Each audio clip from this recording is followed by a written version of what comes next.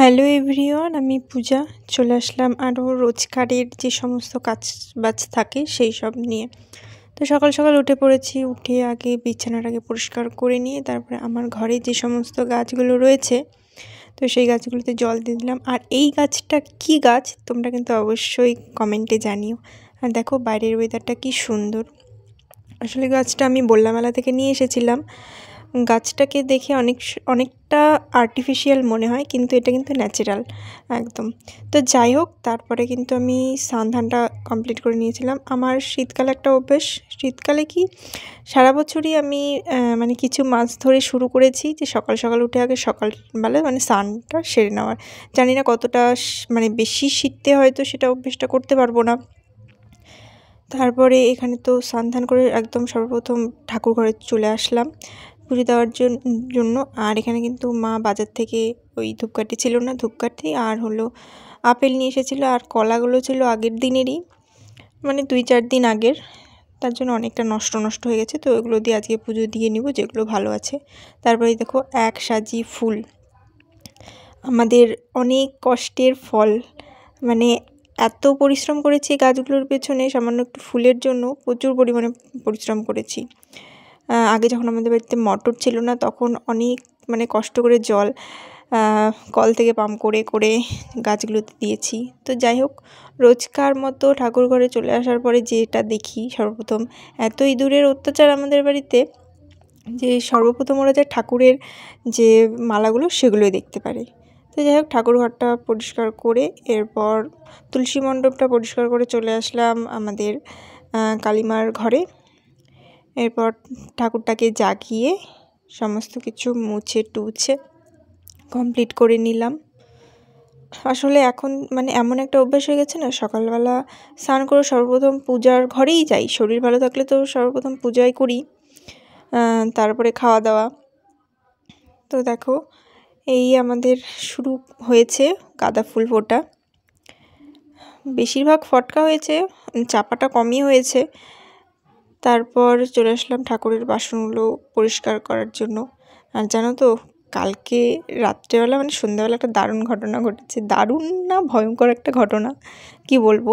আসলে আমি রান্নাঘরে রান্না করছিলাম, আর সেই সময় মানে রাত্রেবেলা তো যতই আলো থাকুক একটু আবছা আবছা থাকে।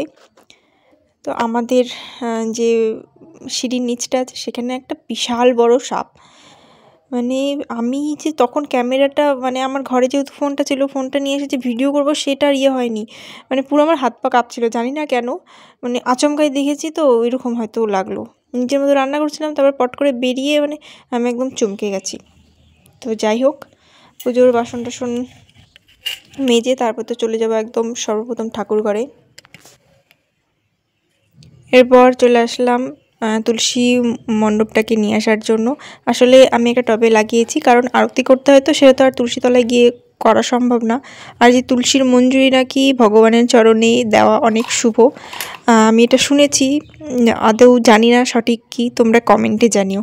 আর আজ যেহেতু সোমবার, সেই কারণে আমি কিন্তু এখানে শিব ঠাকুরকে যে জলটা অর্পণ করব তার জন্য যা যা লাগে, ঘি, মধু, তেল, এদিকে আতর, গঙ্গা জল, কালো তিল, তাছাড়াও আমি দিয়েছি হলো, শুনেছি নাকি ফলের রস, তারপর নানান কিছু দিয়ে ঠাকুরের মাথায় দেওয়া যায়।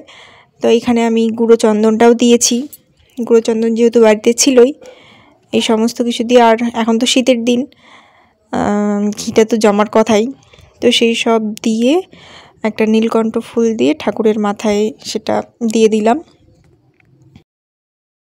এরপর সর্বপ্রথম আমি তো গুরুদেবের পুজোই করি, আর এরপর ঠাকুরকে হলো তুলসীর যে মঞ্জুরি সেটা দিয়ে ভোগ টোগ সব কিছু রেডি করে নিয়েছি। আসলে আমার পুজোর থালাটা এমন ছোট হয়ে গেছে, বড় থালা রয়েছে কিন্তু সেগুলো আলমারিতে ঢোকানো রয়েছে নিরামিষ জায়গায়, সেগুলো আর বের করা হয়নি, আমি বাটিতে দিয়ে দিয়েছি। তারপরে ওম নমঃ শিবায় করে 3 বার ঠাকুরের মাথায় দিয়ে দিলাম। তুলসী তুলসী নারায়ণ, তুমি তুলসী বৃন্দাবন, তোমার শিলে ঢালি জন, অন্তিমকালে দিয়স্থল।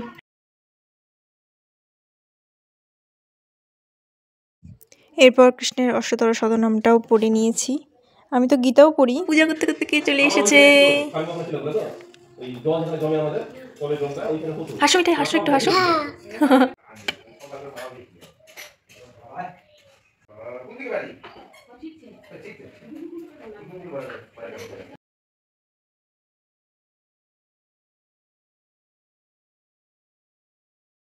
পুজো কমপ্লিট। আমি এরপর ছাদে চলে গেছিলাম। এখানে না বড়ি দেওয়ার জন্য আমি এখানে মাসকালের যে ডালটা হয় সেটা মা রোদে দিয়েছিল, তাই আর কি এগুলো ঠিকঠাক মানে একটু মেরে দিচ্ছিলাম। আর এই দেখো ফুল ফোটা শেষ হলে কিন্তু এই হলুদ জবা গাছটাও কাটিং করব। গোবর সার দিতে হবে, ফুলগুলোর সাইজ একদম ছোট ছোট হয়ে গেছে। তারপরে তো আমার নিচে যেই সমস্ত গাছ ছিল ওগুলো না মানে নিচটা এতটা মানে জঙ্গল হয়ে গেছে পুরো গাছে গাছে। তো ভাবলাম ভালো ভালো যে গাছগুলো রয়েছে যেগুলো আমি কিনে এনেছি সেগুলো ছাদে নিয়ে আসি। তো ছাদে একটু রোদ পুইয়ে চলে আসলাম নিচে।